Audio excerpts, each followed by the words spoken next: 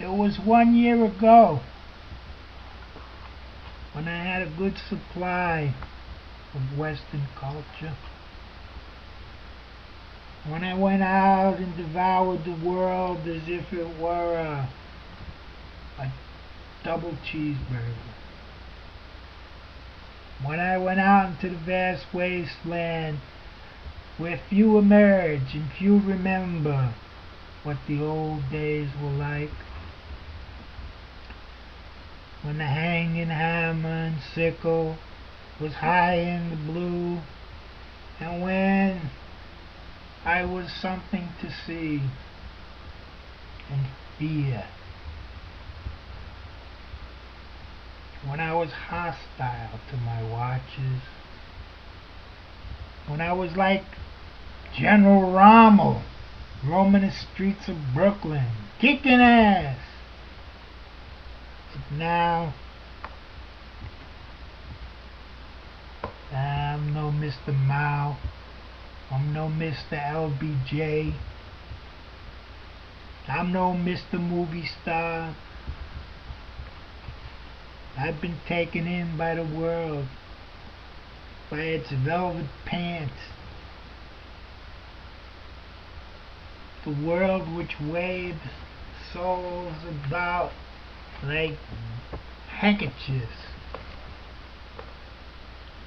The world that moves like tire treads over your soul, like a capped gold golf course that caps your teeth, and you don't have to be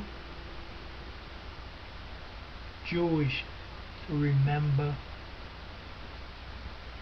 You don't have to be anything. You can be whatever you want to be, as long as you say, I do, I will, I must. And if you don't, then you gamble with the everlasting night, with the tiny dreams of black houses and meals of eating bugs, with a feast of an intellectual. And from these ashes, one's faith is rescued.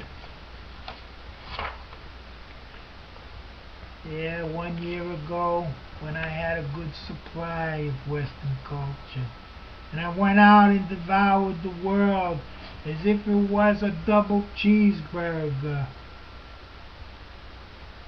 And when I washed your feet and your hands, when I was handy-andy, when I had worked until my hands were rubbed raw, cutting through the envelopes, the steel of your twisted, bloody planes, when the only thing you heard was the falling gavel, when I was tired and crazed and had no place to call my own, when the sun offered no solitude, when the gridiron was past, and when a man was waxed by the dewy breath of vacant aspiration, and when I needed you to not torture me. That was what my disease was.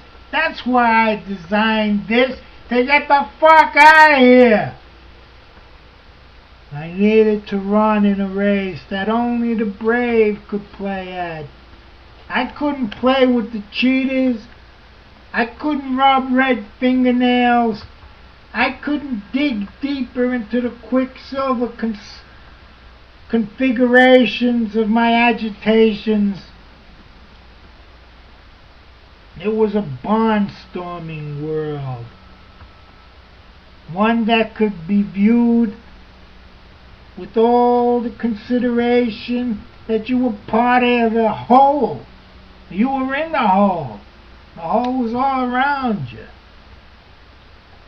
I was among those who were so weak that they were sucked into the void of petty servitude.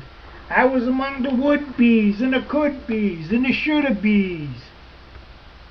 Yeah. I was just a slave to the wise guys and the smart operators.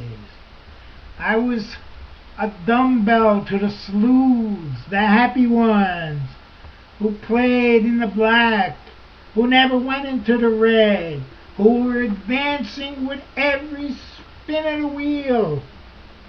Yes, I was among the weak and wasted, the ones who were choked down, the black and blue, the blind, the ones with the empty pockets, the ones who had been picked, steamed, cleaned, reamed, reared and puckered, suckered and fuckered. I would sit by the window like an ancient old grandmother, looking at the passing parade passing me by, in tune like a transistor, as the water was falling from the mountains and evaporating into the sky. That water whose dingy, chilling emptiness helped calculate my frenzies. I was safe at home. The sane half of me was safe at home, but the other half was being baked into a crazy pie. I don't want to run to the sanitarium, man. No, that is the vulgar, the spineless.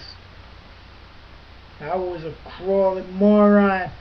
I was determined to get across to the other side of the road. I was not going to stop for bread. I was hurrying. I was hurrying to bury the old me and break out the new me. That shrieking witch, that bitch that lived in a ditch. That was me calling over and over and over to my bony body, get out there and do something.